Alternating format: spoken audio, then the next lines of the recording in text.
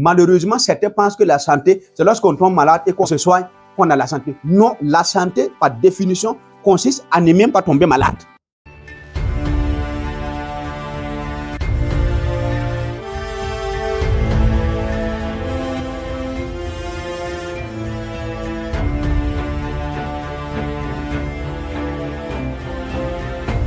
La motivation de veille et d'inspiration sanitaire, c'est parti. Et c'est pour les gagnants, assidus à vie, pas pour les perdants, de vue à vie. Bienvenue à vous. Êtes-vous en bonne santé, oui ou non? Je m'explique. La santé est un domaine qui est multipolaire. C'est-à-dire, vous devrez savoir que lorsque nous parlons de la santé, nous parlons de santé physique, nous parlons de santé métaphysique, nous parlons de santé spirituelle et nous parlons de santé mentale.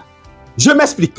Si je vous prends tout de suite et je vous pose la question, êtes-vous en santé physique? Êtes-vous sûr à 100% que tous vos organes sont opérationnels? Tous vos organes n'ont pas des cellules qui ont tendance à adopter, n'est-ce pas, des ARN messagers de virus et de microbes et qui ont tendance à vouloir vous produire dans les mois et les jours à venir des maladies. Êtes-vous sûr? Je vais devoir en douter. Pourquoi? Parce que la santé physique, d'abord, c'est ce que nous voyons. Lorsque tous les organes, tous les appareils, tous les tissus sont en bonne santé, c'est-à-dire les cellules n'ont pas de problème, les cellules n'ont pas d'intrus au sein de votre organisme, votre sang coule normalement, votre respiration est opérationnelle, votre digestion est opérationnelle, vos organes vitaux, comme le cœur, comme les reins, comme le foie, comme l'organe, n'est-ce pas, intime, c'est opérationnel, et qu'au dehors, vous n'avez pas, n'est-ce pas, des ouvertures, ni au niveau des yeux, ni au niveau de la bouche, ni au niveau de la peau, on peut qualifier, bien entendu, que vous êtes en bonne santé physique. On peut supposer. Mais vous devrez savoir que dans la santé physique aussi, il faut tout faire pour ne pas tomber malade même physiquement. C'est-à-dire, tout faire pour ne pas que les microbes ou les virus même dans ton organisme et ne pas attendre de tomber malade avant d'aller se soigner. Malheureusement, certains pensent que la santé, c'est lorsqu'on tombe malade et qu'on se soigne qu'on a la santé. Non, la santé, par définition, consiste à ne même pas tomber malade.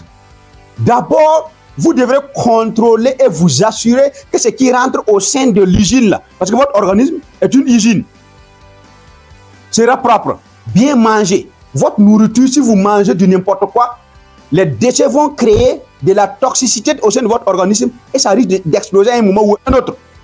Donc, contrôler ce qu'on mange, la nourriture, la boisson, très important pour rester en bonne santé physique.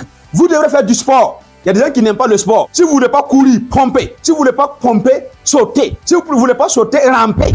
Ce qui est sûr, faites du sport. Étirez-vous, bougez. Pourquoi faire du sport? Parce que quand vous faites du sport, tout comme l'organisme a besoin, n'est-ce pas, d'aller aux toilettes pour se libérer là. Nos cellules aussi, on peut dire que les cellules aussi font un peu ce qu'on fait en grand là, quoi. Vous voyez un peu, non? Et qu'à travers la sueur là, vous allez évacuer les déchets. Mais imaginez si vous êtes là, vous ne faites pas du sport, mais vous êtes foutu à étroité. C'est comme ça qu'on fait pour rester en bonne santé physique. Donc, manger sainement, boire sainement, faire du sport. Et si vous arrivez à accumuler cela, vous allez rester en bonne santé physique. Mais après la santé physique, mais il y a la santé métaphysique. Par santé métaphysique ici, je parle de la santé de votre âme. Vous conviendrez avec moi que vous êtes un être humain, une machine divine. Et en tant que machine divine, comme votre portable qui a besoin de l'énergie pour fonctionner, parce que le portable, lorsque vous prenez le portable, il y a l'énergie et effectivement il y a l'aspect physique. Et c'est la combinaison des deux qui permet de faire quoi? D'appeler cela le portable et vous permet de manipuler, n'est-ce pas? Supposez maintenant que votre portable est éteint, il n'y a pas d'énergie. Est-ce que vous pouvez l'allumer? Non. Vous pouvez faire un appel? Non. Un SMS? Non. Rentrer sur Facebook? Non. Mais regardez comme ça sur YouTube? Non. Pourquoi? Parce qu'en ce moment, le portable n'a pas son âme anti-griffe, son énergie. L'être humain aussi est composé de corps et d'âme. C'est l'union de votre âme et de votre corps qui fait vous.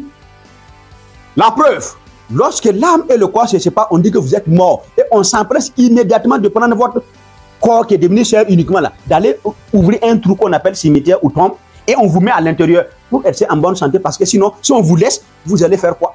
Ben, vous allez nous causer beaucoup de tort. C'est-à-dire, bon, ben, vous allez sentir. Pourquoi? Parce qu'il n'y a plus l'âme à l'intérieur pour animer et puis donner l'énergie de la vie. pour vous dire que l'âme est plus importante que la chair que vous voyez. Vous me voyez en chair, vous n'êtes pas changé par mon âme, hein, à moins que vous soyez autre chose. On se comprend un peu. Pour vous dire que vous aussi, vous devrez tout faire pour que l'âme aussi soit en bonne santé. Sinon là, vous pouvez être en bonne santé physique. Mais si votre âme n'est pas en bonne santé, vous allez avoir des problèmes. Je m'explique.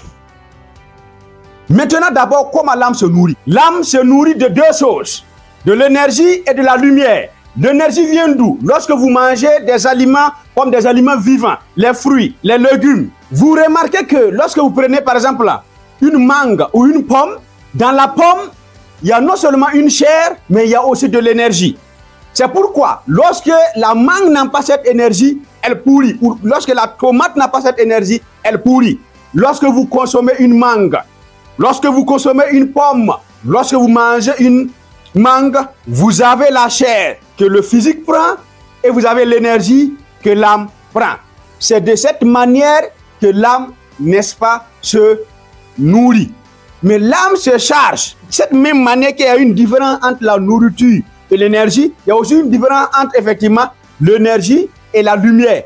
L'âme se charge avec la lumière, avec la connexion divine. C'est-à-dire, lorsque vous voulez charger votre âme, vous allez devoir vous connecter avec votre Créateur, avec votre Seigneur, avec Dieu. Et on fait ça comment? À travers effectivement les noms de Dieu, à travers effectivement les évocations, les invocations que vous ferez vis-à-vis de votre Seigneur. Lorsque vous allez créer cette connexion, c'est la lumière de Dieu qui va faire quoi? Qui va charger votre âme. Et c'est ça qui va vous donner effectivement une vie de bonheur, de joie, de lumière. Vous serez dans la joie, même si souvent vous n'avez pas grand-chose, mais vous sentez que votre âme est en paix, vous sentez que vous êtes bien chargé, vous sentez qu'il y a le bonheur. C'est ça la grande différence. Donc, la santé métaphysique relève de la santé de l'âme. En dernière position, c'est la santé mentale. Vous conviendrez avec moi qu'il arrive des moments où vous êtes assis et que vous n'êtes pas en bonne santé mentale. C'est-à-dire, vous sentez comme s'il y a des torrents ou des courants ou des vagues d'idées, de pensées, pour la plupart négatives, qui circulent et qui triangulisent votre cerveau. Gestion des mots, c'est pour vous faire comprendre. Vous sentez que souvent il y a des idées ou des pensées qui viennent dans votre tête que vous n'avez même pas envie d'écouter, n'est-ce pas?